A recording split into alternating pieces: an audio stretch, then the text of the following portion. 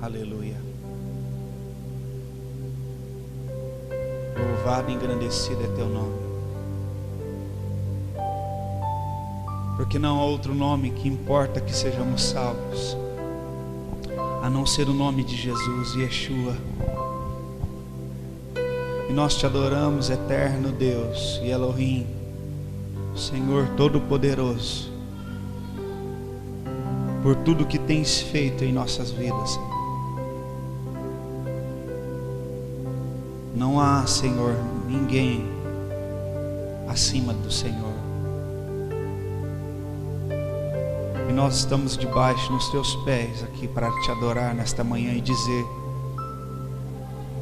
que nós invocamos o teu santo nome nesta congregação santa. Aleluia.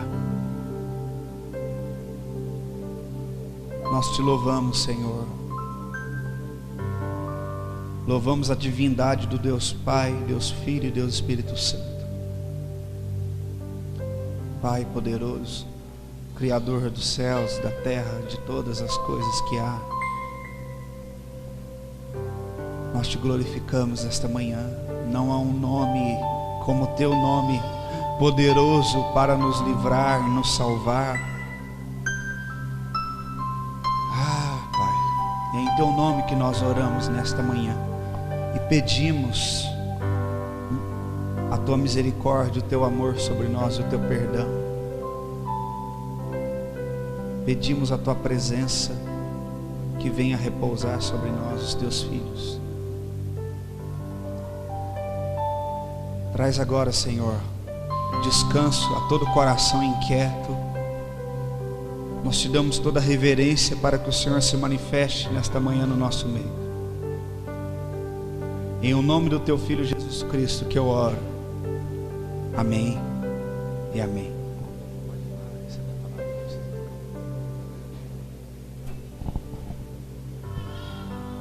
Aleluia. Pega a sua Bíblia, por favor, abra comigo. Existe um texto que eu tenho pregado nesses últimos dias e que eu, dirigido pelo Espírito Santo, quero trazer novamente essa palavra. Lá em 1 Pedro, no capítulo de número 1.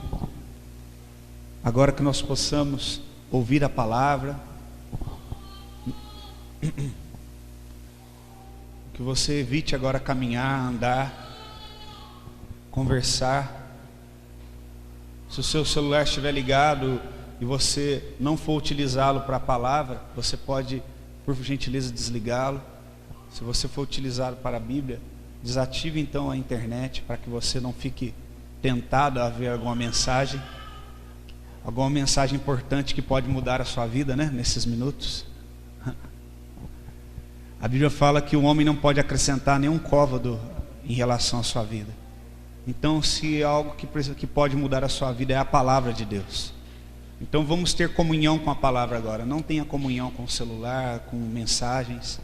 Às vezes eu deixo meu celular aqui porque eu uso alguns esboços. Eu sei que alguns usam também para a Bíblia. Então ninguém vai te julgar por você estar usando o celular. Porém é importante que você não use o celular a não ser para esse exclusivo propósito. Amém? Porque Deus, ele se manifesta num ambiente onde há respeito por Ele, onde há temor. 1 Pedro, capítulo 1, versículo 13 em diante.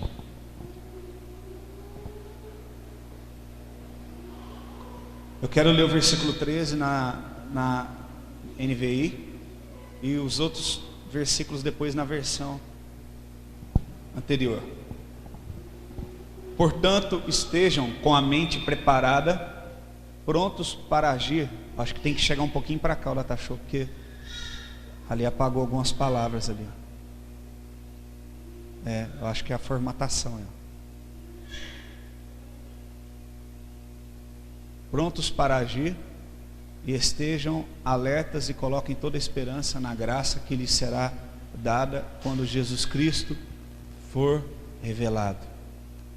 Agora os outros, na outra versão, verso 14 em diante. Como filhos obedientes, não vos conformeis com as concupiscências, né? Com o pecado, com a iniquidade, que antes vocês tinham na vossa ignorância. Ignorância no sentido de antes vocês não conheciam a Deus, pecavam por não conhecer a Deus. A Bíblia ensina que você que conhece a Deus não deve mais viver no pecado ou defender uma vida no pecado. Mas como é santo aquele que vos chamou, sede vós também santos em todo o vosso procedimento. Adriano.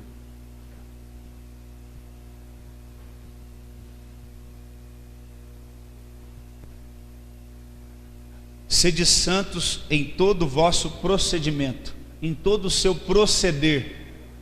Amém? Seja no seu vestir, seja no seu falar, seja no seu agir, seja no comer, no beber, em todo o seu proceder você tem que ser santo. O que é santo? Viver uma vida separada para Deus, uma vida que glorifica a Deus. A roupa que você veste glorifica a Deus, a maneira como que você se porta glorifica a Deus, aquilo que você bebe ou come glorifica a Deus. Tudo quanto você faz tem que ser para glorificar a Deus. Amém? Glória a Deus. Verso 16. Porquanto está escrito, sereis santos porque eu sou santo. Nós vemos que a palavra está aqui defendendo uma vida de santidade. A palavra também está defendendo que não devemos mais viver uma vida no pecado. Existe, como o irmão, o diácono Zé falou, a Bíblia é muito clara. Nós não estamos aqui para apontar pecados. É muito claro que Jesus chegou à prostituta, chegou ao cobrador de impostos e lhes deu a mão, ele deu uma oportunidade. Mas é muito claro que Jesus também, ao final de dar a mão, ele disse, vá e não peques mais. Então é muito claro que aquele que conhece a palavra e não vive mais em ignorância. O que é ignorância? Não é leigo mais, não peca porque não conhece a palavra, mas agora conhece a palavra e a misericórdia de Deus o alcançou. Não há motivos mais para que ele viva no pecado.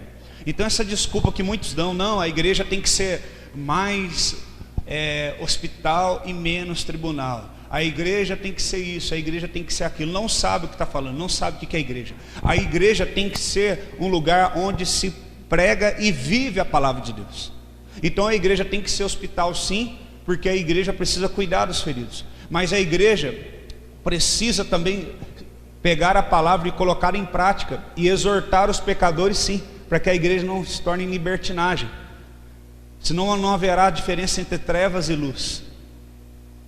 E a Bíblia fala que nós temos que fazer a separação entre as trevas e a luz. Então uma vez que eu estou vivendo de acordo com a palavra de Deus, a Bíblia fala que eu sou a luz do mundo. Então eu tenho que fazer a separação das trevas e da luz. Porque a Bíblia fala que todos pecaram e necessitam do amor e da misericórdia de Deus, sim. Mas uma vez que eu conheço a palavra e tenho esse entendimento, agora é cobrado de mim que eu não viva mais no pecado. Então se existe um irmão ou uma irmã que conhece a Bíblia, que está vindo nos cultos, está sendo discipulado e continua no pecado, este irmão, essa irmã precisa ser exortado, precisa ser corrigido sim. Por quê? Porque ele não vive mais no tempo da ignorância, ele conhece a palavra. Quantos estão entendendo o que eu estou falando? Então, a misericórdia de Deus, ela vai até um determinado ponto, até que venha também o juízo de Deus. Nós vemos que, como o irmão falou, todas as vezes que Deus está condenando o pecado, Ele está nos dando uma oportunidade de misericórdia. Quando Deus falou que ia cobrir toda a terra com água, Ele deu a misericórdia dele, que foi Noé, com a arca, para aqueles que acreditassem. Quando Deus quis destruir Nínive, Ele mandou Jonas para pregar, e se alguém ali se convertesse, Ele não destruiria a cidade.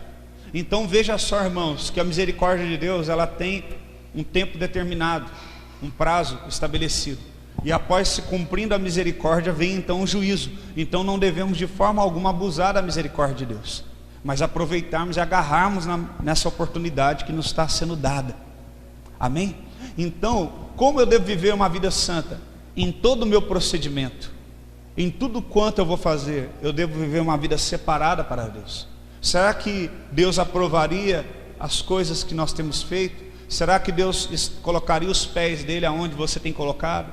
Será que Ele aprova aquilo que você coloca nos seus lábios, seja uma bebida, um alimento, ou que faz mal a você, que degrada a sua saúde, ou até mesmo palavras que você tem colocado nos seus lábios. Então tudo que nós vamos fazer, nós temos que buscar agradar a Deus. Por que nós temos que preocupar-nos em agradarmos a Deus em todo o nosso procedimento? Porque Ele é santo e a Bíblia fala que nós devemos buscar ser santos como Deus é. Muitos falam, mas só Deus é santo. Ok, a Bíblia fala que só Deus é santo, mas Ele fala sede santos também. Então as pessoas elas comem pedaços da Bíblia para justificar o pecado delas. Ah, mas só Deus é santo, não tem ninguém santo como Deus. Mas a Bíblia fala, Deus está falando que Ele quer que eu seja santo como Ele, que eu devo buscar isso. Então, nós devemos desejar buscar a santidade, desejar buscar uma vida santa. Amém? E por que nós temos que desejar isso? Porque Ele é santo. E por que Ele é santo? Vamos entender isso. Verso 17. Ora, se vocês invocam como Pai aquele que sem acepção de pessoas julga, segundo a obra de cada um, andai em temor durante o tempo da vossa peregrinação. A palavra temor significa respeito. Deus quer que nós respeitemos a sua palavra. Deus quer que nós tenhamos respeito por Ele. Se você conhece uma pessoa e aquela pessoa é importante para você, você respeita o que ela pensa, você respeita a presença dela. Quanto mais um Deus que é santo, um Deus que não tem pecado, um Deus que não é tendencioso, um Deus que nunca falhou e nunca falhará. Nós estamos diante dele nesta manhã, amém? Nós estamos diante da presença desse Deus. Os olhos dele estão sobre nós. E a palavra de Deus diz que ninguém pode sair fora da patente dos olhos de Deus. Constantemente eu e você estamos debaixo do olhar de Deus. Se nós pensássemos nisso, nós teríamos muito temor no nosso coração, ao pensar que Deus está olhando para nós constantemente, que os olhos dele estão sobre nós, que não há como fugirmos do olhar dele. Deixa ali, por favor, meu filho. Que não há como fugirmos do olhar dele, que os olhos dele estão sobre nós, que os olhos dele estão olhando para nós. Então devemos nos preocupar em como nós vamos nos proceder. Então não podemos nos enganar e pensar, quando eu estiver na igreja eu vou proceder de uma forma correta, mas quando eu estiver fora da igreja eu vou me proceder da forma que eu bem entender. Mas nós temos que entender que Deus, Ele está constantemente olhando para nós. Então, se nós desejamos agradar a Deus, o nosso proceder tem que ser santo em todo momento, em tudo quanto nós fazemos. Então a igreja é só uma preparação para nós aprendermos a ter esse respeito, a termos esse momento em que nós nos calamos e paramos para ouvir a sua palavra. Mas aqui não deve ser o único local que nós devemos ter oportunidade de orar e ouvir a sua palavra. Nós devemos buscar isso em nossa casa, no nosso dia a dia, no nosso procedimento. Na hora que você vai se alimentar, você precisa ter respeito, porque Deus está sentado com você naquela mesa, e desligar sua televisão, e você precisa se orar. Quando você vai dormir, você precisa dobrar os seus joelhos e se curvar e falar: Deus, obrigado por esse dia. Quando você vai se levantar, tão somente quando você se levantar, já dobrar os seus joelhos e se curvar e falar: Senhor, eu te agradeço por esse dia, eu quero estar na tua presença, eu respeito a tua presença, porque os teus olhos estão sobre mim. Até mesmo quando você está dormindo, os olhos dele estão sobre você. Você pode cuidar dos seus filhos. Eu acredito que assim como eu, você já acordou de noite para olhar seus filhos dormindo. Quem já fez isso? Assim como você já levantou para ver como seu filho ou sua filha está dormindo, para ver se ele está bem. Deus está olhando para você como filho quando você está dormindo. A Bíblia fala que aos seus amados Ele dá enquanto dorme. Então nós temos uma falsa ideia de que nós temos o controle da nossa vida. Então nós temos uma falsa ideia de que nós temos o controle de todas as coisas. Só que quando nós estamos dormindo, nós não temos o controle. Nós estamos dormindo. E naquele momento que nós estamos dormindo, se manifesta a graça de Deus, e ali Ele está cuidando de nós. Você já imaginou que você podia morrer dormindo? Como assim, Diego? Você podia parar de respirar e dormir, e dormindo morrer sem respirar. Existem alguns cientistas que dizem, quem aqui já acordou porque sonhou que estava caindo, e aí você acordou? Existem alguns cientistas que dizem que esse é um mecanismo que o nosso cérebro aciona para nós podermos acordar e respirar, porque é quando você está sem respiração, você está dormindo sem respirar. Então o cérebro identifica isso como algo perigoso. Então você tem aquele susto como se tivesse a sensação que está caindo, e você acorda para respirar. E quem colocou esse sistema de defesa em você? Foi Deus. Porque senão você literalmente ia cair, você ia morrer. Você ia ficar sem respirar e ia morrer dormindo. Então nós vemos o cuidado de Deus, e nós vemos quando nós dormimos quão frágil nós somos. Porque quando nós acabamos de acordar, nós temos que ir e fazer a nossa higiene, principalmente bucal. Porque quando nós estamos dormindo, nosso corpo está funcionando e fazendo toda a digestão. Você imagina na hora que nós estivéssemos dormindo e nosso corpo parasse de trabalhar, parasse o coração de bater, parasse o pulmão de bombear oxigênio, parasse de fazer digestão. Então Deus, Ele é perfeito, Ele é maravilhoso, Ele tem cuidado de nós. Assim como Deus cuida de mim e de você quando nós estamos dormindo, Ele cuida de mim e de você quando nós estamos acordados também. Amém? Então nós temos que entender isso, o cuidado de Deus por nós, que nós não podemos acrescentar nada na nossa vida. E a palavra de Deus nos diz, agora eu quero entrar no ponto mais importante da mensagem, e queria a sua atenção total, por favor. No verso 18 diz: sabendo que não foi com coisas corruptíveis, como prata ou ouro, que vocês foram resgatados. Repita comigo: fomos resgatados. Preste atenção na palavra, irmãos. Ninguém desvia sua atenção, por favor. Fostes resgatados da sua vã maneira de viver, que por tradição recebeste dos seus pais. A Bíblia está falando aqui que houve um resgate. Houve alguém que foi lá e nos resgatou de uma maneira errada a qual nós vivíamos antes. Essa palavra resgate, na outra tradução, está remissão. Remissão, redimir, resgate são as três palavras o mesmo significado. Seria como se alguém fosse escravo e alguém fosse lá e comprasse você como escravo. Então você é um escravo que trabalha e você ali é açoitado, você dorme mal, você tem os seus pés e mãos acorrentadas quando não está trabalhando, e você come ração e não comida como os demais. E você não é dono da sua vida, você trabalha para alguém que é o seu dono. E então vem o Senhor e compra você. E agora você pensa que você só mudou de dono e agora continua sendo escravo, mas Ele arranca as suas algemas. Amém? Ele arranca as suas correntes, Ele cura as suas feridas, Ele te leva para a casa dele, Ele te dá a melhor cama, Ele te dá a melhor veste, Ele te dá a melhor comida. E Ele fala: agora você é meu filho. E você fala: eu? Como posso eu ser seu filho? Eu era um escravo. Eu achei que você me comprou para que também fosse um escravo. Mas agora Deus fala: não, você é meu filho. Quantas pessoas estão vindo às igrejas? Quantas pessoas estão vindo à religião? Quantos ministros, pessoas que têm ministério estão vindo, e elas continuam sendo escravas por conta do sistema religioso. Elas trabalham por um bocado de comida, por alguma premiação, né? Elas vão para as campanhas e elas dão ali uma oferta para que em troca ela receba algo. Quantos já viram isso? É a mesma mentalidade de escravo, só se trocou o Senhor, mas continua sendo escravo, sim ou não? Mas agora escravo de um outro Senhor que se chama religião. E então o Senhor que se chama religião, Ele te ensina o quê? Que você deve dar algumas coisas para Ele, para que Ele te possa te abençoar. Que você deve dar algum dinheiro para Ele, para que Ele te dê 100 vezes mais. Que você deve fazer isso ou aquilo para ser reconhecido por Ele.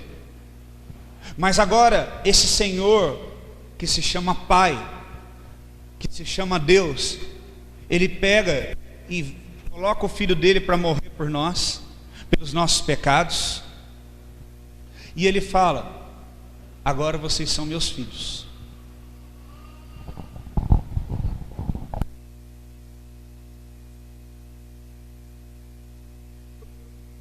Você vai ter uma veste limpa, você vai ter um cuidado de filho, você vai ter alimento, você vai ser cuidado. Então a palavra está falando ali que todos nós que estamos aqui neste lugar fomos resgatados. Todos aqui éramos escravos. A mentalidade do escravo, ela é muito difícil. Quando Deus tirou o povo de Israel do Egito, Deus mostrou o seu cuidado para com o povo, para que eles deixassem de tratar Deus como um senhor diferente de Faraó. Eles continuarem sendo escravos e trocarem só o Senhor, de Faraó para Deus. Deus queria mostrar para aquele povo que aquele povo não era escravo, mas aquele povo era o seu povo, filhos de Deus. Irmãos, cada um de nós que estamos aqui, nós somos filhos de Deus, uma vez que nós entendemos que nós somos resgatados. E nós somos resgatados não por coisas corruptíveis. Existem pessoas nessa terra que matam pai e mãe, que traem umas às outras por conta de um pedaço de terreno. Existem pessoas, no Brasil nós temos o caso daquela Suzana, que planejou a morte dos seus pais para herdar o quê? Pedaços de terra e de tijolo e de cimento. Se tornou mais importante para ela aquilo do que os pais dela. E você pode me dizer, Diego, mas aquilo é um caso isolado. Não, existem muitos casos hoje de pais que matam filhos, filhos que matam pais, muitos casos, por conta de ganância. Esposas que matam marido, marido que mata a esposa, por conta de ouro e de prata. E isso que é tão precioso aos olhos dos homens, a qual eles têm tirado vidas. Deus está falando, isso que para vocês é precioso, isso para vocês aí na terra que é valioso, isso é corruptível. E essas coisas preciosas não seriam suficientes para resgatar vocês. Não era suficiente para tirar vocês dessa vida de escravidão. Vocês não foram resgatados por coisas corruptíveis, por ouro, por prata. Você não foi comprado, irmão, por dinheiro. Você não foi comprado com carro, com ouro, com prata.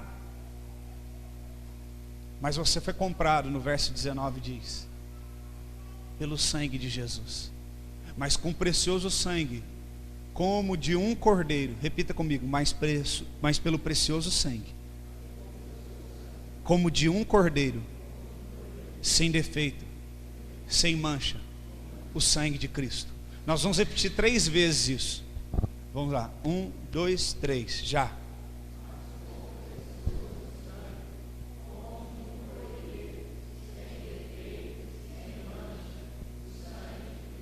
Novamente, por favor.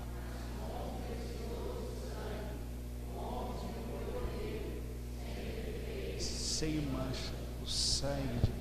Mais uma vez, por gentileza.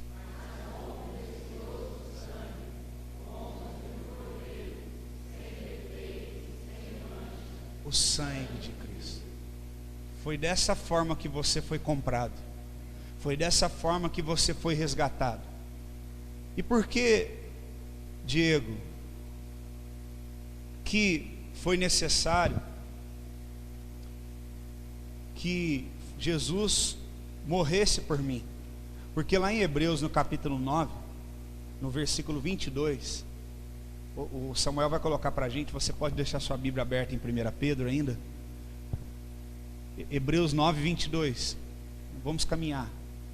Fala assim: e quase todas as coisas, segundo a lei, se purificam com sangue. Repita comigo: quase todas as coisas, segundo a lei de Deus, se purificam com sangue. Nós éramos escravos, ok? Nós éramos escravos de quem? Do pecado. Por que nós nos tornamos escravos do pecado? Porque nós preferimos, ao invés de depender de Deus, vivermos segundo as nossas vontades. Deus falou para o homem: de todas as árvores que tem no jardim, você pode comer livremente. Um escravo, ele não é livre. Você pode comer livremente, mas da árvore do conhecimento do bem e do mal, essa árvore é minha, dela você não vai comer. E o homem optou então por comer. Por que o homem, qual foi o pecado, Diego, do homem? Qual era o fruto da árvore do conhecimento do bem e do mal? Era a maçã? O que era? Deixa eu te falar. O que está querendo dizer nesse texto é que Deus está falando assim, ó: todo conhecimento que você necessita, eu sou teu pai, eu vou passar para você. Você vai conhecer os animais, eu vou te ensinar como é que os animais são. Por que eu criei a baleia? Qual que é o ecossistema, qual parte que ela está inserida no ecossistema que eu criei? Quantos estão entendendo? Por que eu criei as abelhas? Para pulverizar. Por que eu criei? Eu vou te ensinar. Todo conhecimento que você precisa, você vai receber de mim. Eu sou sua fonte. Por isso você não vai comer do fruto do conhecimento do bem e do mal. Porque se você comer, você está querendo dizer que não quer mais que eu seja a fonte do seu saber, do seu conhecimento. Quem entendeu? Não foi lá que o homem pegou uma maçã e mordeu. Não foi isso que quer dizer. Por isso que Deus permitiu a árvore lá, para que o homem tivesse a opção de ser fiel e falar: não, eu vou depender só do conhecimento de Deus. Eu não vou comer do outro tipo de conhecimento. Eu não vou comer de uma árvore que tem conhecimento. Eu vou depender de Deus, que tem todo o conhecimento, e Ele vai partilhar esse conhecimento comigo. E a Bíblia fala que ao entardecer, todos os dias, Deus estava com o homem no Éden. E Deus estava o quê? Passando o quê? Conhecimento. Já viu que tem uma fase que o seu filho fala assim: por quê? Mas por quê? Por quê? Ah, tá, mas pai, mãe, é a fase mais gostosa que existe. Quando você sente que você é útil, que você está passando um conhecimento para ele. E aí o homem fez o quê? Ele quis uma independência de Deus. Ele foi lá e comeu. Ele quis dizer para Deus: agora eu não dependo mais de você partilhar conhecimento. A Bíblia fala assim, que o homem comeu da árvore do conhecimento do bem e do mal, e ele se tornou como Deus. Por quê?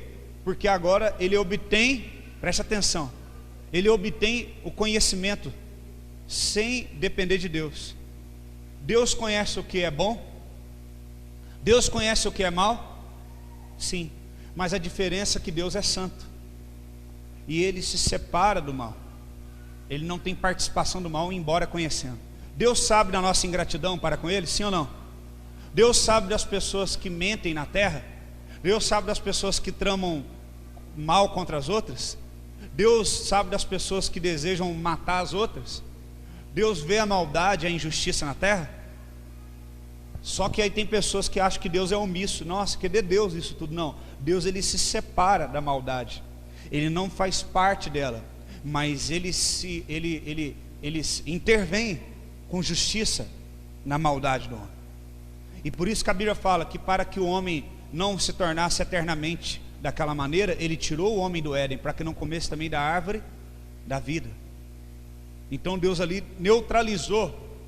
Mas Diego, como é que Deus permitiu isso? Tanta maldade, criança que morre, gente que morre debaixo do viaduto. Naquele dia Ele neutralizou isso, tirando o homem do Éden, colocando vigias na portão do Éden, e não permitindo que o homem vivesse para sempre no engano.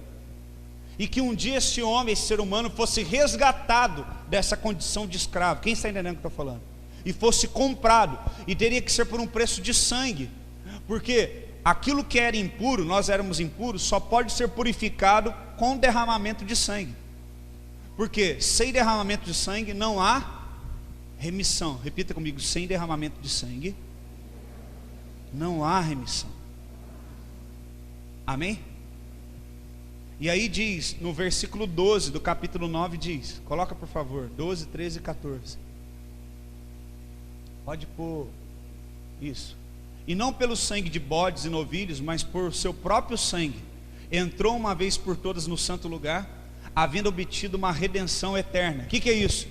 Ele fez um resgate eterno, para todo mundo que nascer agora em diante, vai valer esse sacrifício.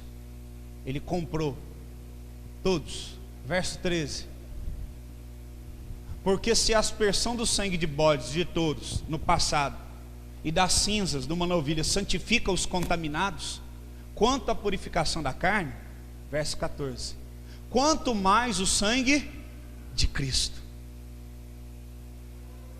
que pelo Espírito eterno se ofereceu a si mesmo, imaculado a Deus, purificará das obras mortas a vossa consciência, para servires a um Deus vivo. Quantos estão entendendo?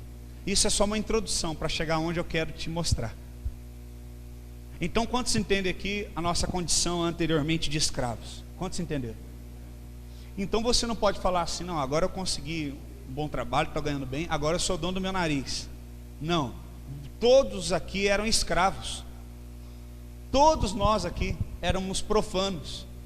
Nós fomos purificados e comprados e resgatados pelo sangue de Jesus. E uma vez agora que nós somos comprados, nós temos que abandonar a maneira que nós vivíamos antes. Como nós vivíamos antes? Conduzidos pela nossa vontade, conduzidos pelo nosso entendimento.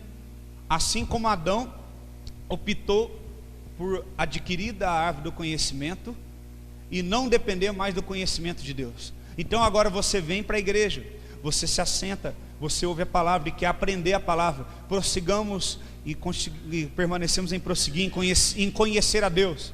O meu povo sofre por falta de conhecimento. Quem está entendendo? Está tudo encaixando. Então por que as pessoas continuam sofrendo? Porque elas continuam sem conhecer a Deus e conhecer o conhecimento de Deus. Então muitas pessoas que têm uma mentalidade escrava ainda, que têm preguiça de conhecer a Deus, que têm preguiça de ouvir a palavra, que têm preguiça de ler a palavra, elas vão para igrejas onde elas são tratadas como escravos. Então o negócio é o seguinte: para alguém aqui ser meu discípulo, tem que trazer tantas pessoas para a igreja. Para alguém aqui ser discipulado por mim, tem que bater tal meta. Não é assim? Em determinados ministérios não é assim? Aí eu viro e falo para vocês: quem quiser ser meu discípulo, vem na terça-feira que eu vou discipular todo mundo. Aí o que acontece? Vem meia dúzia. Agora se eu coloco um padrão, o negócio é o seguinte: só o Adriano e o Osiel são meus discípulos. Se o resto quiser ser meu discípulo, vai ter que bater meta, vai ter que fazer isso. Vai um arrancar a cabeça do outro aqui. Vai encher essa igreja aqui em 6 meses. Por quê? Eu aguçei algo em você. Eu aguçei em você a chave escravo. Então você está em troca de migalhas. Então você quer ser reconhecido, porque você se sente um escravo. Então você quer ser premiado. Então você vai fazer o possível e o impossível para chamar a minha atenção e para poder se tornar digno de ser meu discípulo. Agora, como o evangelho do reino de Deus, nós tratamos como filho. E falamos aqui: todos são filhos, todos que desejarem ser filhos, venham e serão discipulados. Todos vão comer da mesma palavra. Aí, por que muitos não vêm? Porque muitos querem continuar vivendo como escravos. Eu prefiro estar numa igreja onde o sistema lá de escravo funciona. Aqui não estou gostando. Irmãos, eu sou pastor há mais de 11 anos. Eu vou te falar que eu via as pessoas, e as pessoas não sabem lidar quando nós tratávamos elas bem, quando nós amávamos. As pessoas não gostavam. Agora, quando tinha pastores assim que tratavam mal, as pessoas faziam de tudo por eles. Por quê? As pessoas ainda não entenderam que elas foram compradas, e que não era para viver mais da forma que viviam antes, agora é para viver de uma forma santa. Se você entende que você é um filho de Deus e quer viver de uma forma santa, eu não preciso ficar falando para você dar dízimo e oferta. Eu não preciso fazer uma campanha para motivar você a dar dízimo e oferta. Você vai ter gratidão a Deus, porque Ele tem cuidado de você, porque não tem faltado alimento na sua casa, e você irá ofertar voluntariamente do seu coração e dizimar voluntariamente do seu coração, porque você entende que Deus tem lhe dado muito mais do que você merece.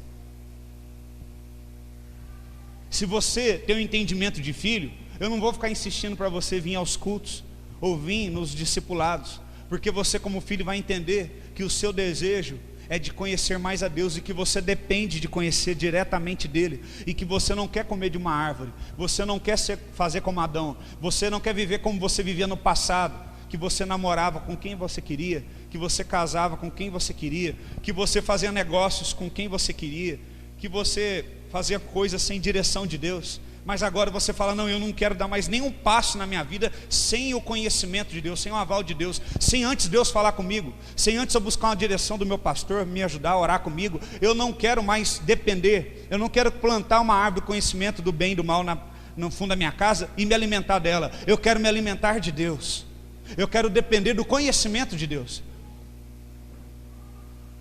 Quantos estão entendendo o que eu estou falando? Então você não vive mais como você vivia anteriormente, mas agora você vive totalmente dependente de Deus. Irmãos, eu não faço nada sem a direção de Deus. Se alguém fala para mim, venha fazer tal coisa, eu recebi inúmeros convites para pregar ultimamente, e eu orei, Deus falou para mim não. Falei, não posso ir. Por quê? Porque Deus falou para mim não ir. Essa semana eu recebi um convite, 2 convites para ir até um determinado lugar, e Deus falou para mim, não é para você ir. E a pessoa que me convidou, insistiu, um pastor lá de Taubaté, falou, não, venha, eu tenho aqui fulano, ciclano, eu vou te apresentar, e aí você vai para tal lugar, tal. Eu falei assim, eu vou orar. Ele falou, mas eu estou te oferecendo uma oportunidade. Eu falei assim, eu vou orar. Ele é pastor, ficou surpreso de eu falar que vou orar. Por quê? Porque nós agimos como escravos. Se um pastor mais importante chama, vem aqui, para tal lugar, vem cá. Nossa, eu vou lá, vai abrir uma porta para mim, Adriano. De lá eu vou pregar em tal lugar. Aí eu vou ser conhecido, vou pregar na igreja grande e tal. E aí você já caiu, aí você já tomou rasteira do diabo. Porque você deixou de depender de Deus para usar de uma estratégia para chegar onde é o seu objetivo. Talvez o seu objetivo é o objetivo de Deus, mas você quer chegar não da forma de Deus. Anote isso, você que está anotando. Muitas vezes o seu objetivo é o objetivo que Deus plantou em você, mas muitas vezes você quer chegar não à forma de Deus, mas à sua forma. E isso que vai te derrubar. A sua auto-independência de Deus. Existe um espírito que eu já tenho confrontado, e eu estou aqui agora como profeta para confrontá-lo, que atua nesta cidade. E é o espírito de orgulho, o espírito de soberba. É um espírito que atua nesta cidade. Eu já morei em diversas cidades, eu já fui para vários lugares do Brasil. A maioria dos estados que você perguntar para mim do Brasil, eu já fui. Eu já fui para outras nações. E eu nunca vi um povo tão orgulhoso como o povo da cidade de Pouso Alegre. Nunca vi. Você está falando isso porque você não é daqui. Meus 2 filhos nasceram em Pouso Alegre. São naturais de Pouso Alegre, eu amo essa cidade. Deus me colocou e plantou aqui. Então, irmãos, é necessário que nós venhamos lutar contra esse espírito. Porque esse espírito de orgulho, ele nos ensina que nós podemos viver independentes do conhecimento de Deus e escravos do nosso próprio entendimento. Se você é uma pessoa orgulhosa e você sabe que você é, você precisa confessar isso para Deus. Deus, eu sou orgulhoso, quebra o meu orgulho, me ensina, Senhor. O pastor já falou, existe um espírito que atua nessa cidade, o espírito de orgulho. Esse espírito não vai governar a minha vida. Senhor, eu quero depender de Ti, não é pela minha capacidade. O próprio salmo que o irmão leu hoje, lá na frente fala, né, no salmo de número 39, que é bem-aventurado. Salmo 39, né, diácono? Que você leu hoje. 39, eu estava lendo mais à frente, e ele fala, Salmo 40, verso 4, diz assim: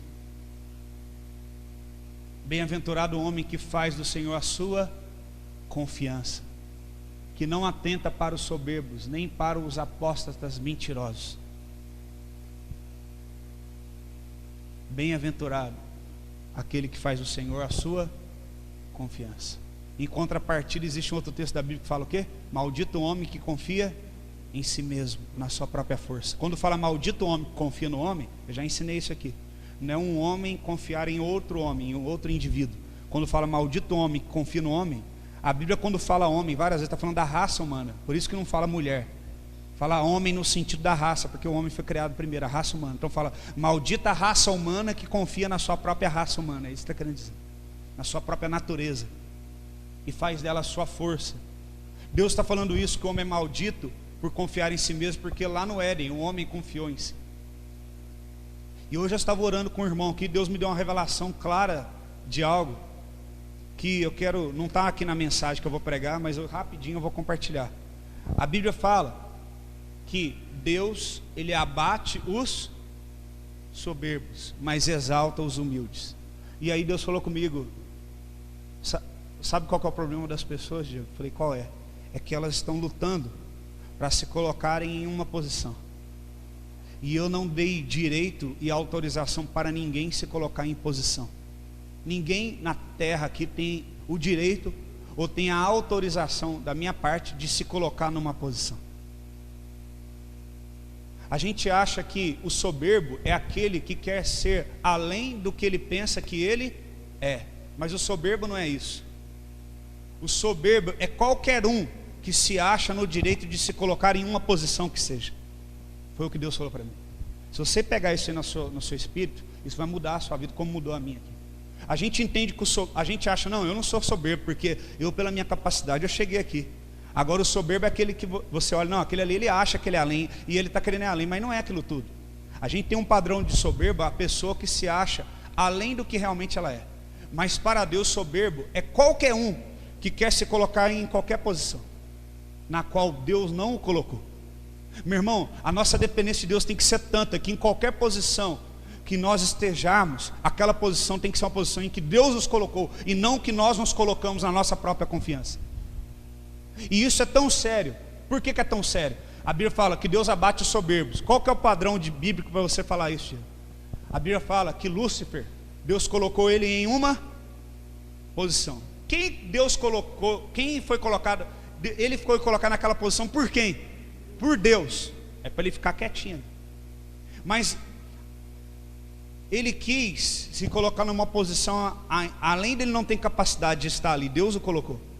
Ele quis ainda estar numa posição acima. O soberbo é todo aquele que não reconhece que a posição atual que ele está foi colocada por Deus. Ele acha que é pela sua capacidade e ele quer ir além. Quem está entendendo? Então hoje que você está vivendo não é pela sua capacidade, é porque Deus te colocou nessa condição.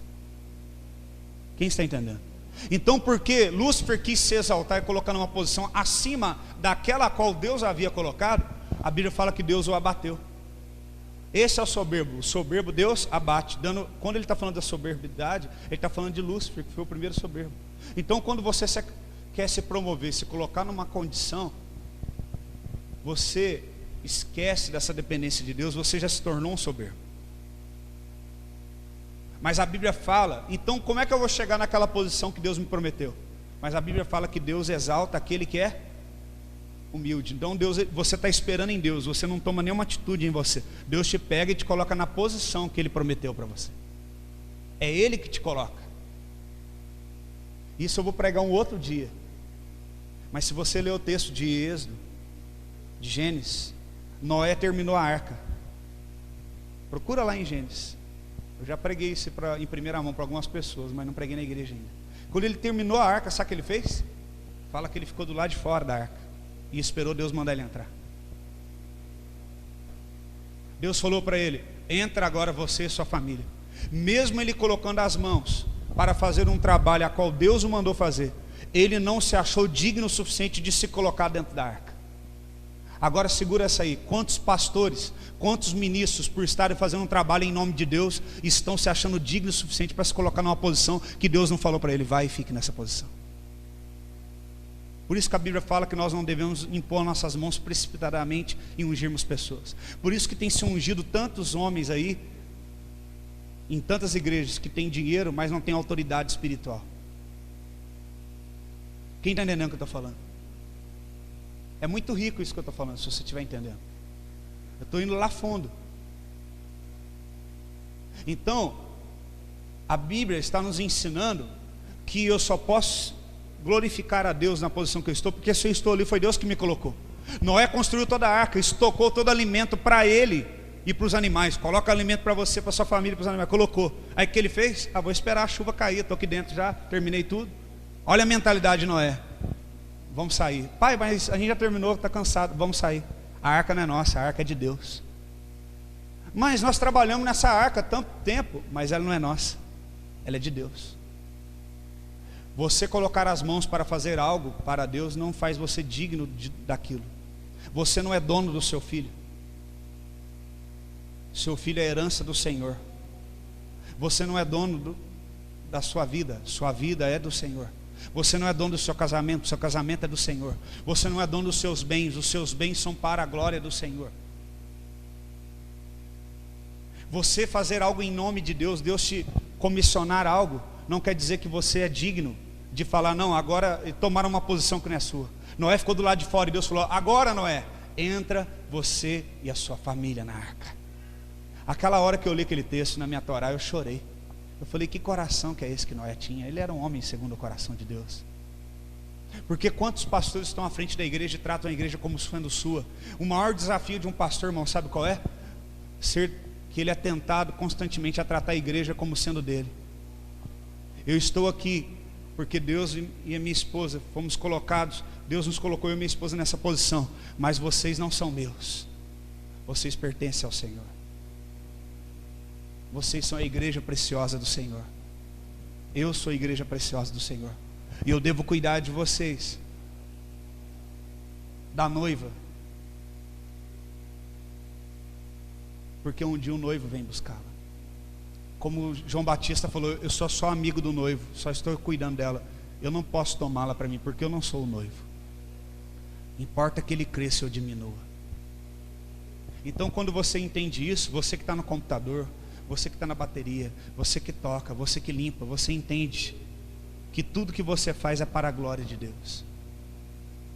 Que nada do que você está fazendo, você está nessa posição porque você merece alguma coisa.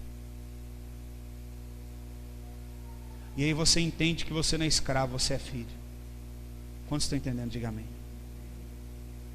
Eu estou muito desejoso de compartilhar essa palavra hoje com vocês, no meu espírito. Mas voltando para o tema principal, que fala do Cordeiro. A Bíblia está falando aqui, em 1 Pedro, onde nós estávamos, no capítulo 1. Deixa, por favor, no verso 19. Nós vamos voltar para cá. Em mais alguns minutos eu consigo terminar. Aqui fala, como eu pedi para que os irmãos repetissem, que nós somos resgatados, nós somos comprados pelo Cordeiro. Por que a Bíblia está falando Cordeiro? Como eu já expliquei lá em Hebreus, foi instituído pela lei de Deus que para a vida ser salva precisava ser derramado sangue. Precisava que o sangue fosse derramado. Então, nos dias de Moisés, foi instituído que eles levassem animais, na maioria das vezes um cordeiro, um novilho, sem mancha, sem defeito, e ele era sacrificado, o sangue era derramado, e a carne, como vocês leram anteriormente, era queimada, virava cinzas, simbolizando que pelo pecado alguém injusto tinha que morrer. O pecado não pode ser impune. Só que o sangue desses animais era suficiente. Naquele ritual ali tinha que ser repetido anualmente. E aqueles rituais era somente uma preparação para nos apontar a Jesus Cristo, que de uma vez por todas, com o seu sangue precioso, iria morrer como um cordeiro que anteriormente era oferecido para a remissão dos nossos pecados. Amém? Quantos compreendem isso? Lá em João capítulo 1,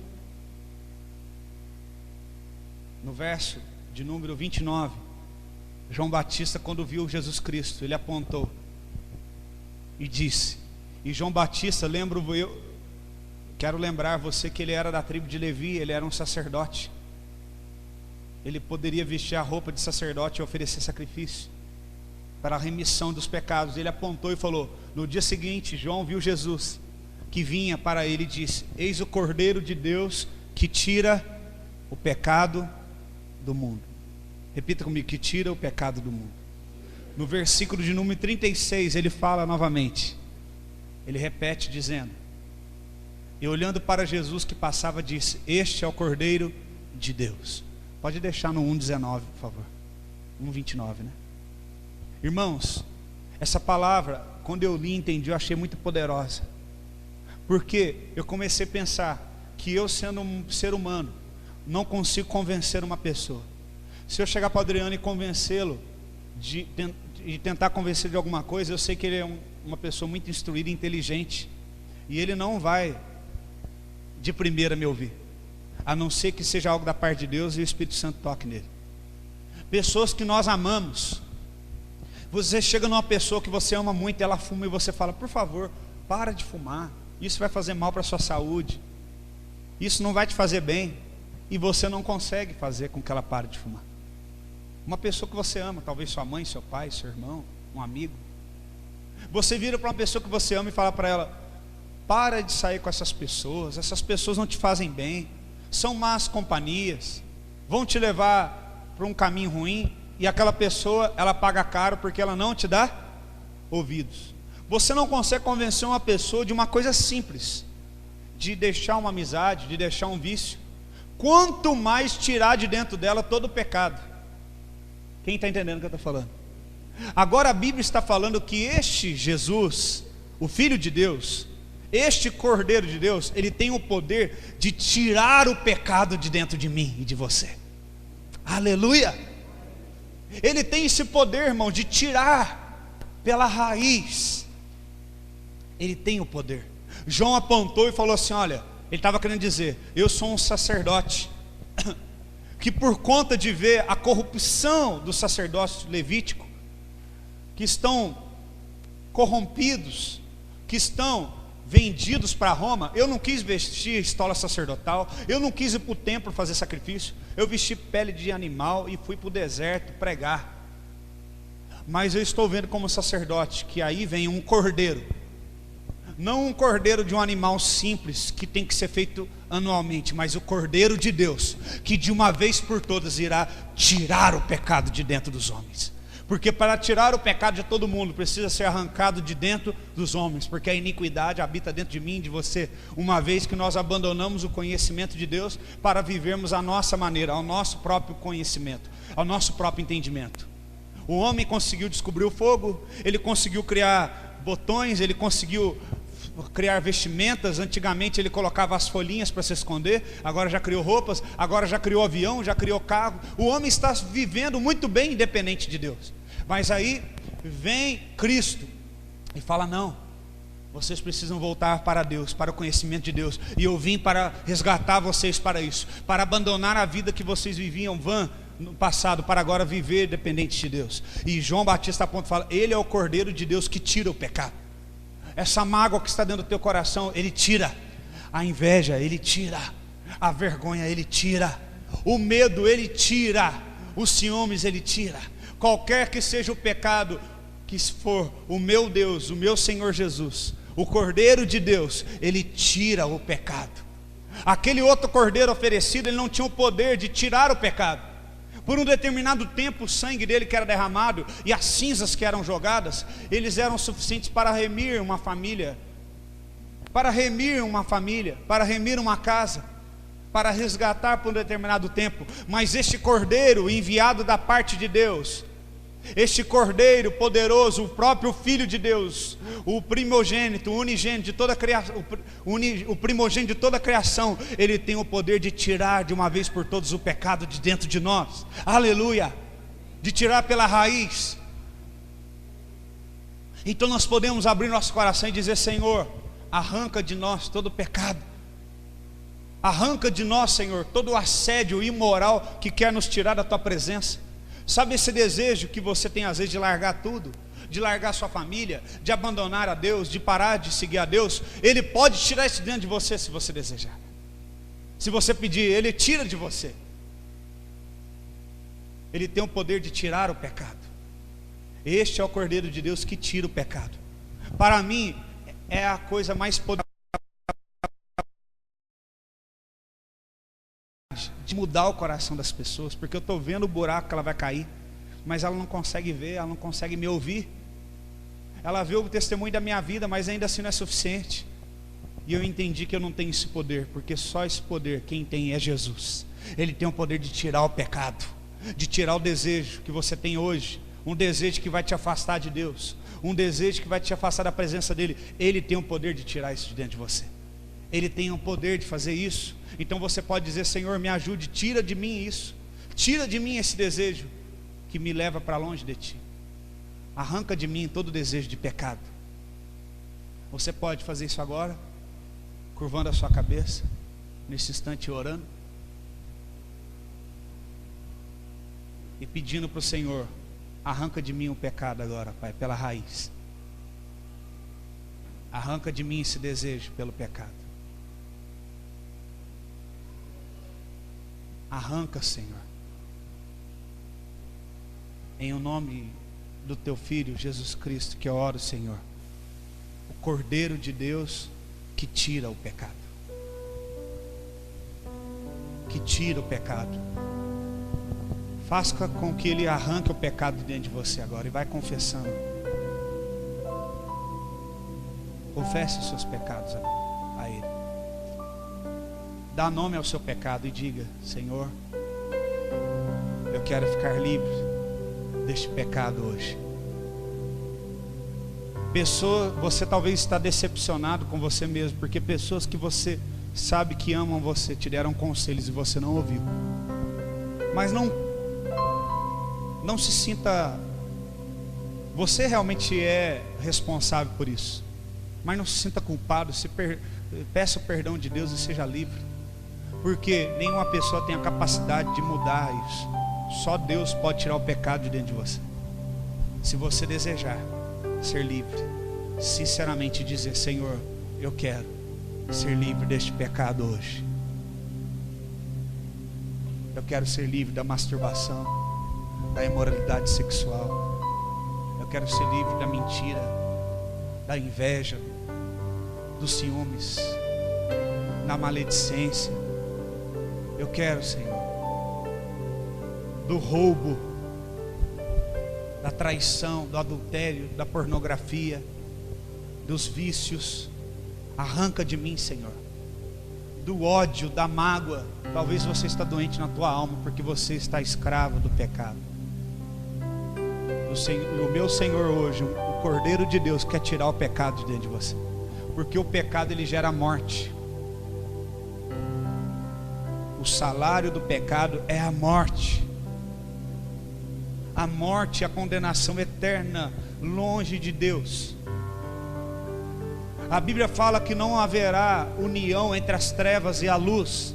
Não há como haver negociação entre trevas e luz. Se você está sendo trevas, hoje você precisa pedir: Senhor, arranca de mim todo o pecado, para que eu me transforme em luz. Porque se você colocar um pouco de luz que seja nas trevas, ainda assim ela permanecerá sendo trevas. Não há como ter união entre trevas e luz. Se há trevas em você hoje, confesse, para que a luz habite em você, a própria luz de Deus. Porque não haverá concepção entre trevas e luz. Não haverá. Nós nos rendemos a Ti, Senhor. Se quebrante a Ele nesta manhã. Não seja duro de coração. Ele te ama. Ele me ama. Ele quer nos salvar. Ele quer salvar a minha vida e a sua. Ele está voltando. Aleluia. Ele vem em breve. E Ele quer que você seja totalmente salvo.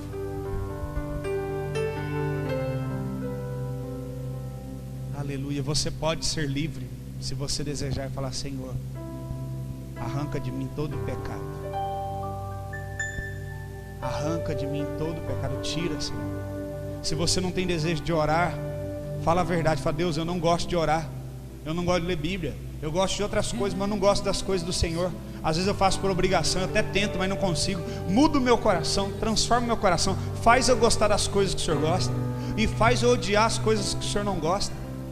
Porque a palavra de Deus diz que aquele que se faz amigo do mundo se torna inimigo de Deus. Mas aquele que se torna amigo de Deus se torna inimigo do mundo. Aleluia. Espírito Santo, faz essa obra poderosa nessa manhã. E antes de nós encerrarmos, eu quero até que vocês que estão aqui em cima prestem muita atenção ainda. Não desvie a atenção. Eu quero ler 2 textos. Nós vamos continuar orando. Eu quero ler o texto de Êxodo, capítulo 12. Olha que coisa bonita, Adriano. Êxodo 12. Falar algo interessante. Eu vou falar 2 coisas importantes aqui para terminar. Eu quero que você preste muita sua atenção. Os irmãos que estão aí atrás também cuidando dos seus filhos, por favor, preste muita atenção. Êxodo capítulo 12 diz assim, versículo 1: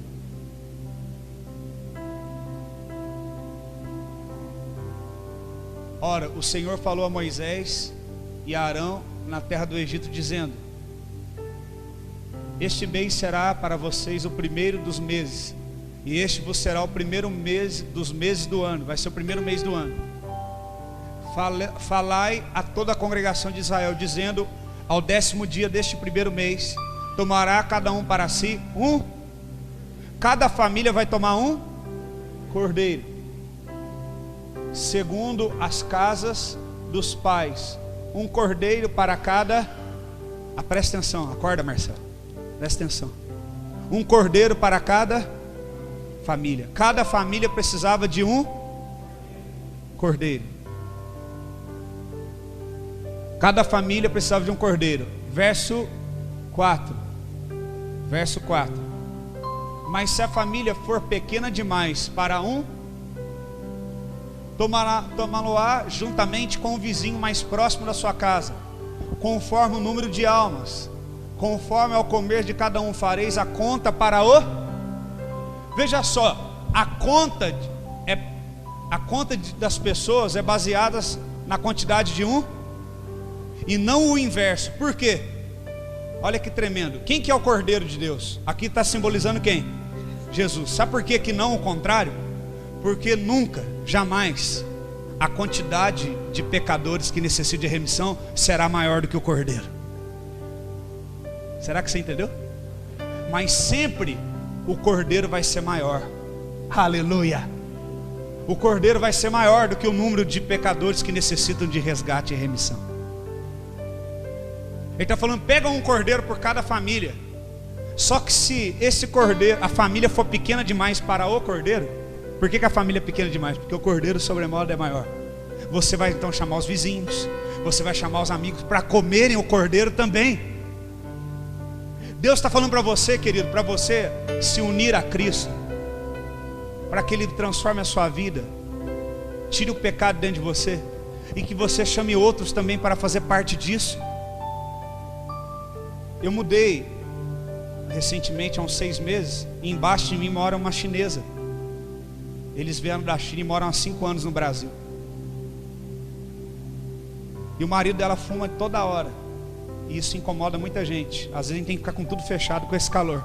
Mas o Espírito Santo para mim, ora por eles. Eu orando. Eles moram exatamente embaixo de mim. E eu orando. Eu falei, Deus, me dá a oportunidade de eu falar do Evangelho para eles. Às vezes eu tenho um sonho de ir para as nações pregar, irmãos. Eu falei, talvez sim ou talvez não, nunca vou poder pisar na China. Mas se eu pregar para eles se converter, eles voltar para a China, eu já estou enviando um missionário para a China. E então eu comecei a pregar, orar. E um dia eu estava sozinho com meu filho, eu e Samuel andando com o cachorrinho que a gente tem. E aí, quem que estava lá embaixo no prédio, andando com o carrinho de bebê? A chinesa, o marido dela estava trabalhando, ela estava com o bebezinho. E aí o cachorrinho foi brincar com a bebezinha gostou, né? Vou resumir, porque eu já contei isso aqui para alguns. E aí ela começou a conversar comigo, e ela perguntou o que eu fazia, o que eu era. Eu falei que eu era pastor. E ela falou assim, você é pastor? Eu falei, sou, mas qual é o seu Deus? Como é que chama o seu Deus? E aí eu fui explicando para ela. Eu falei, na China, qual é o Deus de vocês? Ela falou, nós não temos Deus lá. Eu falei, não, mas a gente aqui quando é pequeno, a gente acorda de manhã cedo, a gente ora, reza, né? Os católicos, a gente aprende a oração do Pai Nosso. Lá nós não temos isso, sabe? Nós não temos Deus, nosso Deus é o trabalho. A gente trabalha, estuda, E quando vocês têm algum problema? Ela falou, quando a gente tem algum problema, a gente olha para o céu e fala, ó céus, me ajude. Eu falei, como deve ser triste não ter um Deus. E então eu comecei a falar para ela o nome do meu Deus, que o meu Deus é o Deus verdadeiro. Ela falou, mas existem outros deuses. Eu falei, sim, mas eles são falsos, o meu Deus é o único verdadeiro. E eu compartilhei o cordeiro com ela. E aí eu comecei a explicar para ela. Ela falou, como eu faço para ser filha desse Deus? Eu falei, você precisa do Espírito Santo. E ela olhou para mim, eu não tenho Espírito Santo. Eu falei, não, você não tem, falei, mas você pode ter. Ela falou, eu quero que o Espírito Santo entre dentro de mim. Ela falou, aí eu comecei a falar, Jesus vai voltar. Jesus vai voltar. Vai voltar. Ela falou, eu quero subir com Jesus. Eu falei, mas o Espírito Santo tem que estar com você. Olha para o Espírito Santo entrar dentro de mim. Olha, o Espírito Santo entrar dentro de mim. Eu falei, mas antes você tem que ouvir a palavra. E aí então eu peguei uma Bíblia que a Karina tem em chinesa. E eu falei para ela, vamos estudar a Bíblia amanhã? Eu falei, amanhã. No outro dia ela já foi lá em casa. Nós fizemos 1 hora de estudo bíblico com ela. E ela falou assim, falta pouco ainda para o Espírito Santo entrar dentro de mim? Falei, falta um pouquinho ainda, mas ele vai entrar. Ela, quando chegar a hora você me avisa. E aí eu comecei a pregar para ela.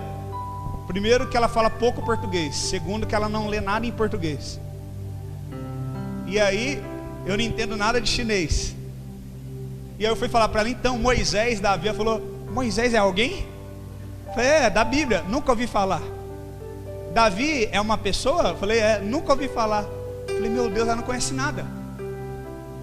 Você já imaginou, irmãos, uma pessoa que mora aqui em pleno século 21, uma pessoa informada, o marido é engenheiro, pessoas inteligentes que nunca pegaram uma Bíblia, nunca ouviram falar de Jesus, não sabia quem é Moisés, não sabia quem é Davi.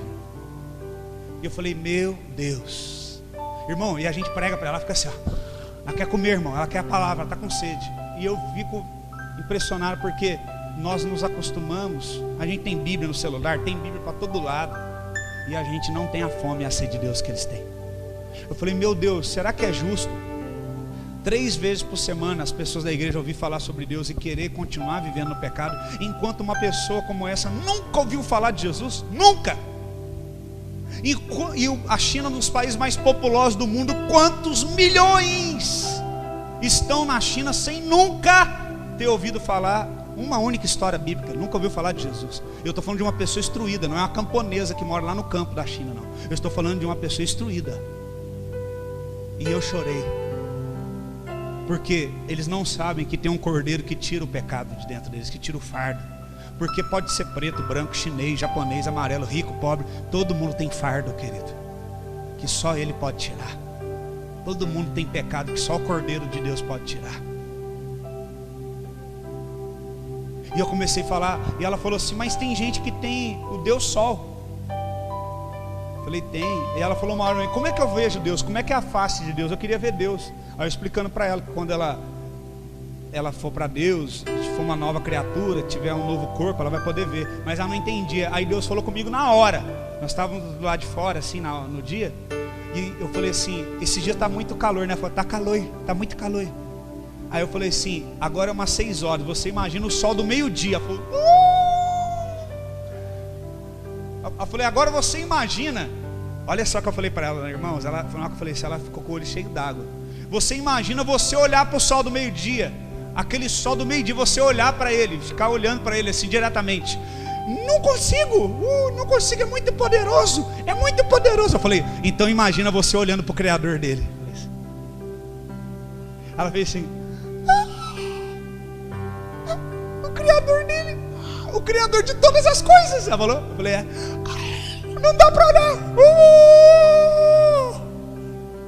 Ela entendeu. Ela entendeu uma vez que eu falei. Ela lê a Bíblia assim, né? E ela lê e fala assim, nossa, isso aqui é verdade? Então eu vou fazer isso aqui agora na minha vida. Uma vez Deus falou, 2 vezes eu ouvi, uma vez. Está vendo o mal que a religião faz para nós? Deus está falando, pega o cordeiro, leva para sua casa, leva Deus para sua família, meu irmão. Leva Deus para o seu almoço, leva Deus para o seu jantar, leva Deus para as suas dificuldades, leva Deus para o seu quarto, leva Deus para o seu casamento, leva Deus para os seus filhos, leva Deus para o seu vizinho, leva Deus para outro vizinho, leva Jesus, irmãos. Leva o cordeiro, porque o cordeiro nunca será menor, nunca será inferior ao número de pecadores, mas ele será sobremodo maior e suficiente para todos os pecadores. Então faça a conta do cordeiro para o número de pessoas que podem comer do cordeiro. Então convide. É como aquela parábola da mulher que perdeu a sua dracma. Quando ela acha, ela chama todo mundo, chama os vizinhos e se alegra. Você está dividindo Jesus com quem? Quando uma pessoa ganha dinheiro e ela está no mundo, ela vai lá e enche um bar lá e paga cerveja para todo mundo, porque ela quer comemorar a sua conquista. Você hoje é livre, você serve a Jesus. Quantas pessoas você tem chamado para comemorar com você a sua liberdade? Vamos celebrar Jesus. Vamos comigo à casa do Senhor. Vamos. Irmãos, eu fiquei muito feliz de conhecer aquela mulher. E então, toda quarta-feira nós vamos estudar a Bíblia com ela. E ela vai pisar aqui um dia, vocês vão ver. Ela vai vir. E ela passou o WhatsApp dela para nós, e ela fica mandando mensagem para a gente, e a gente para ela. Eu achei a Bíblia no celular em chinês, mandei para ela. Achei a vida de Jesus, nascimento, morte e ressurreição de Jesus em chinês. Passei para o Samuel gravou. Gravei lá e dei para ela. Ela falou, eu vou assistir filme. Achei pregação em chinês, achei música em chinês, aquela música Se Tu Olhares, Senhor, achei em chinês. Mandei para ela também. Tudo em chinês. Ela falou, vocês são maravilhosos, vocês são meus irmãos. Ela falou, nós somos seus irmãos. Então, irmão, se eu ganhar, Deus me colocou ali para ganhar a alma dela e da família dela. Por enquanto é só ela, depois vai vir o marido também. E depois, sei lá, Deus manda eles de volta para a China, chega lá e eles ganham um tanto lá. Então, irmãos, é muito precioso a gente compartilhar Jesus, porque Ele é grande demais para ficar só para a gente. Agora, Apocalipse, para terminar de verdade, 5.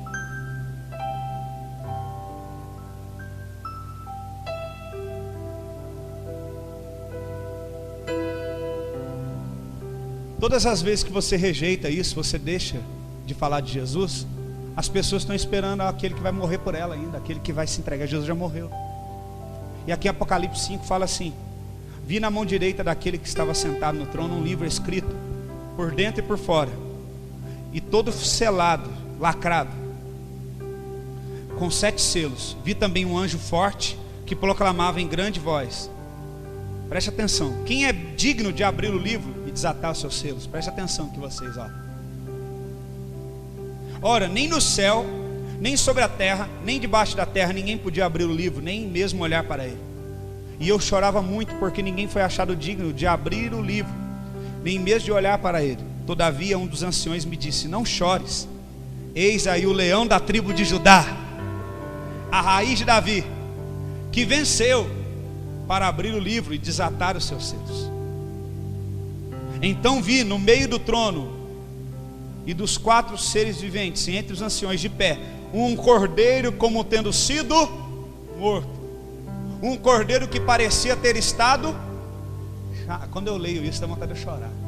Um cordeiro, olha só, Adriano, que parecia ter estado... Olha para mim um instante. Como é que você identifica algo vivo, que está vivo, como se estivesse passado por algo mortal? Pelas marcas. Olha aqui.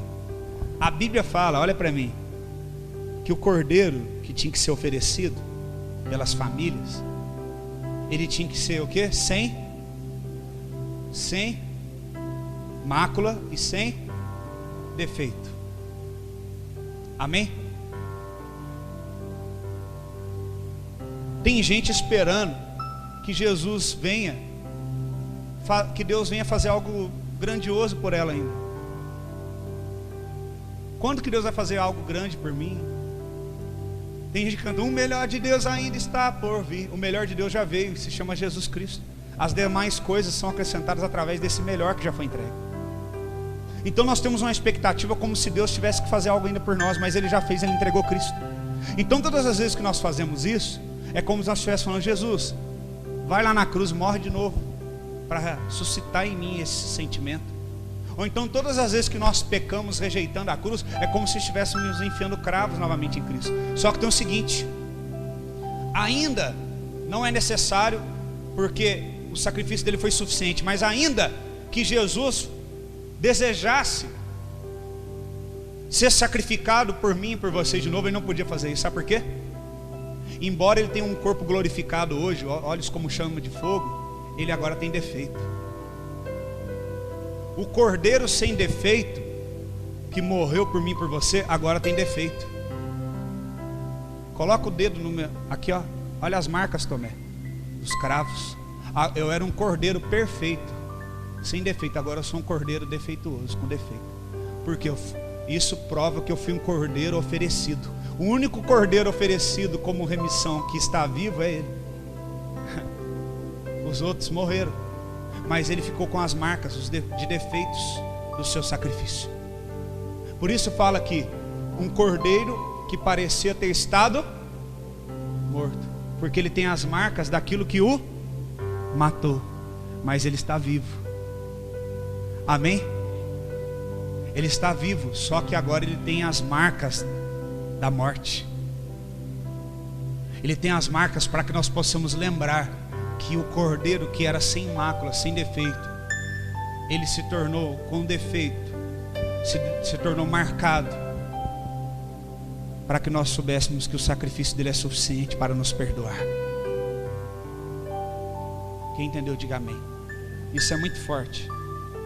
E aí termina dizendo no verso 7, ele tomou o livro da mão direita daquele que estava sentado, e quando tomou o livro, os 4 seres viventes, os 24 anciãos, prostraram diante do cordeiro, tendo cada um deles uma harpa e taças de ouro, que são cheias de incenso, que são as orações dos santos, e cantavam dizendo, digno és de tomar o livro, de abrir os seus selos, porque você foi morto, e com teu sangue você comprou para Deus aqueles que procedem de todo tribo, língua, povo e nação, e para Deus constituiu o reino e sacerdote, e reinaram sobre a terra. Quando a Liu me perguntou, mas como é que eu vou saber que Jesus não é só o Deus de vocês, que é da cultura de vocês? Na hora Deus fez eu lembrar, eu mostrei o cordeiro para ele, mostrei aqui, que ele comprou homens e mulheres de toda a tribo, de toda a língua, de todo o povo, de toda a nação. Ela falou, entendi. Então esse Jesus, esse cordeiro, ele é o Senhor de todas as nações. Ela falou, ele é o Senhor de todos os povos. Falei, ele é o Senhor do chinês, do africano, do coreano, do brasileiro, do americano. Ele é o Senhor de todos. Ela falou, entendi. Ele é o único Senhor. Se ela entendeu, nós somos capazes de entender. Vi um cordeiro como se tivesse sido morto. O cordeiro ele tinha que ser perfeito, mas agora o cordeiro tem marcas. Então o sacrifício já foi feito. Você só precisa aceitar o perdão desse cordeiro santo. Aleluia. E compartilhar esse cordeiro na tua casa, compartilhar com outras pessoas, porque Jesus está voltando. Senhor, nós oramos em teu nome nesta noite, nesta manhã, e nós te louvamos, Senhor, pelo cordeiro de Deus que tira o pecado do mundo. Nós te louvamos, Senhor. Louvado e engrandecido seja o nome do Senhor Jesus. Um cordeiro antes sem mácula, sem defeito, que se feriu,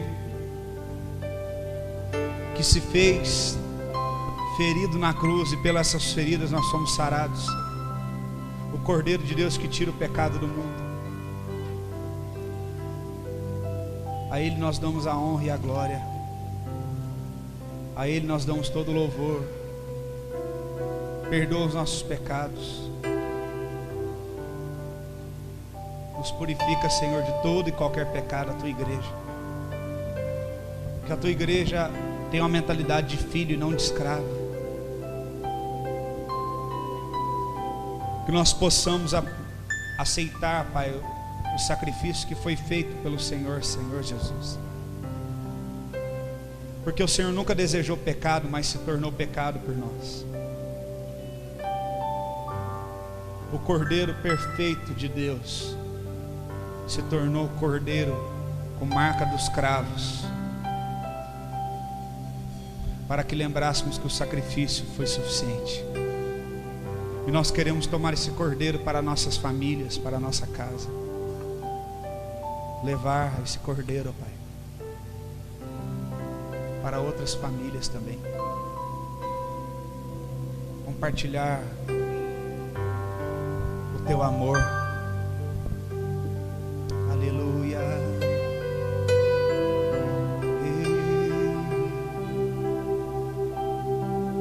Eu abençoo, Senhor, o teu povo nesta manhã. Eu abençoo a tua igreja. Eu abençoo cada vida que está aqui em nome de Jesus. Obrigado por eles estarem aqui ouvindo a tua palavra. Obrigado porque o Senhor os trouxe de suas casas para ouvirem a tua palavra. Desperta a fome e sede neles pela tua presença. Eu guardo cada um debaixo dessa oração nessa semana. Guarda a entrada e a saída, livra-os do mal. Aqueles que esperam no Senhor renovam suas forças. Aqueles que estão enfermos, cura-os. Aqueles que têm problema de pressão alta, principalmente afetados agora por conta desse dia de calor, cura-os, Senhor. Para que todos saibam que o Senhor fez isso, que o Senhor está nessa mensagem. Ainda mesmo quando eles estiverem nas suas casas, permita-os que eles sejam curados, Senhor. Permita-os que eles sejam libertos dos seus males, das doenças. Em nome de Jesus, faz resplandecer a luz do Senhor sobre o rosto deles. Que o Senhor resplandeça a luz deles sobre ti. Que a luz do Senhor nasça de sobre ti. E que Ele te dê a paz. Que Ele te dê um coração quebrantado. Que você se livre da árvore do conhecimento do bem e do mal, e você dependa totalmente do conhecimento de Deus. Assim como o profeta profetizou, toda a terra está cheia do conhecimento da glória de Deus. Que você seja dependente de conhecer a Deus, de conhecer a palavra de Deus. Que você não tome nenhuma decisão sem a direção de Deus. Que os seus familiares se rendam ao Senhor. O Senhor traga os filhos deles, o marido, a esposa. Tragam os pais. Tragam os irmãos. Tragam os familiares. Permita isso, Pai. Toda armadilha, toda cilada de Satanás seja desfeita em nome de Jesus.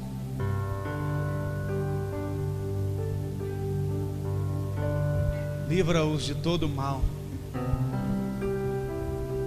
Toca, Senhor. Permita, Senhor, o toque do Senhor na vida deles, que cura. Cura agora essa pessoa que o Senhor me mostra, que está com fortes dores de estômago, Pai. Eu te louvo agora porque o Senhor está tocando agora no estômago dela e curando agora de toda a dor. Em o nome de Jesus, agora você está livre desse mal, dessa enfermidade. Liberta, Senhor, os encarcerados de prisões espirituais e emocionais. Guarda aqueles que estão viajando, Senhor, traga eles em paz, eu te peço. Obrigado por cada um que permaneceu até aqui, ó Pai, nesse momento, ouvindo a Tua palavra. Não permita que eles se desviem para a direita, para a esquerda, mas que eles estejam aqui nas reuniões, para aprender mais do Senhor. Liberta aqueles que estão sendo escravos de drogas. Liberta, Senhor. Aqueles que têm parentes que estão sendo escravos de uso de drogas. Liberta, Senhor. O Senhor tem poder para libertar. Liberta em nome de Jesus. O Senhor guarda a sua família. O Senhor guarda os que são seus. Você que está clamando agora pela sua família, eu quero fazer um ato profético. Como o texto fala, você primeiro coloque em pé todos os homens da congregação. Todos os homens. E agora vocês vão se juntar com as famílias de vocês. Aquele que não tiver ninguém da sua família, que você vai se juntar com outro homem que está assim. Você vai juntar com a sua esposa, com seus filhos. E vocês vão orar agora. Mas é para orar mesmo, por favor. Pode vir também vocês. Pode orar. Aleluia. Leva Jesus para sua casa. Leva Jesus para sua família. Leva o Cordeiro. Ele é maior do que qualquer pecado.